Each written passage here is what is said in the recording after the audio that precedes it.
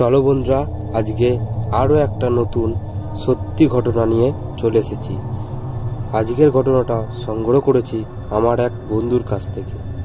তার সঙ্গে ঘটে যাওয়া ঘটনা আজ তোমাদের বলতে চলেছি। ঘটনাটা খুব ভয়ানক হতে চলেছে।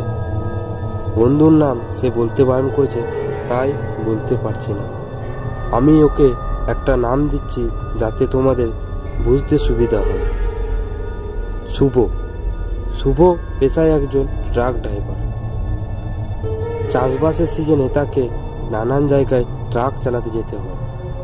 যেহেতু সে ট্রাকে করে জমি চষে, দিনরাত তাকে একাই ট্রাক চালাতে হয়। এমন একদিন তাকে ট্রাক চালাতে অন্য গ্রামে যেতে হয়। সেখানে সে রাতে একাই ট্রাক চালায় এবং 11টা থেকে 12টার দিকে সে দূরে কিছু একটা জিনিস দেখতে পায়।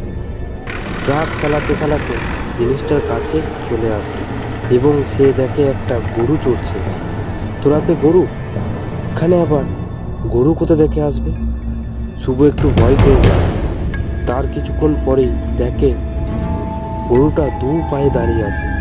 সেটা দেখে শুভ আরও ভয় পেয়ে যায়।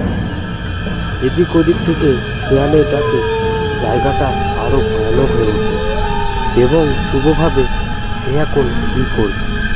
হঠাৎ করে একটা গরু থেকে 5-6টা গরু হয়ে যায়। শুভ তখন ভগবানের নাম নিতে থাকে, কিন্তু সে ট্রাকে করে জমি চষা বন্ধ করে। হঠাৎ করে গরুগুলো সামনে আসবার পর গাড়িটা স্টার্ট বন্ধ করে। সে তো আরও চিন্তায় পড়ে যায়। সে এবার কি করবে? মাঠে একটাও লোক নেই। সে সারা রাত ট্রাকে বসে থাকে আর ভগবানের নাম নিতে থাকে।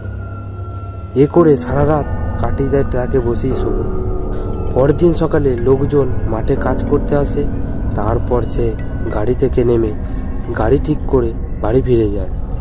বাড়ির সবাইকে বলে এবং বাড়ির লোকেরা বলে ওটা আগে ভাগাড় ছিল।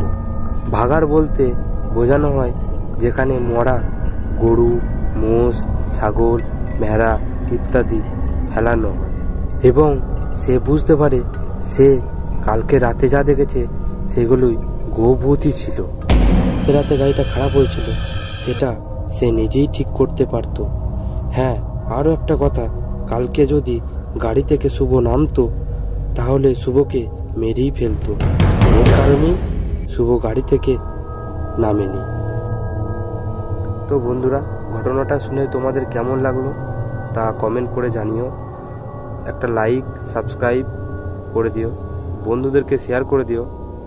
এরকম ভয়ানক ঘটনা যদি তোমরা শুনতে চাও তাহলে আমার চ্যানেলটিকে সাবস্ক্রাইব করে রাখো। তোমাদের কাছেও যদি এরকম ঘটনা থেকে থাকে তাহলে আমাকে মেল করতে পারো। 2003@gmail.com মেল করতে পারো তোমরা।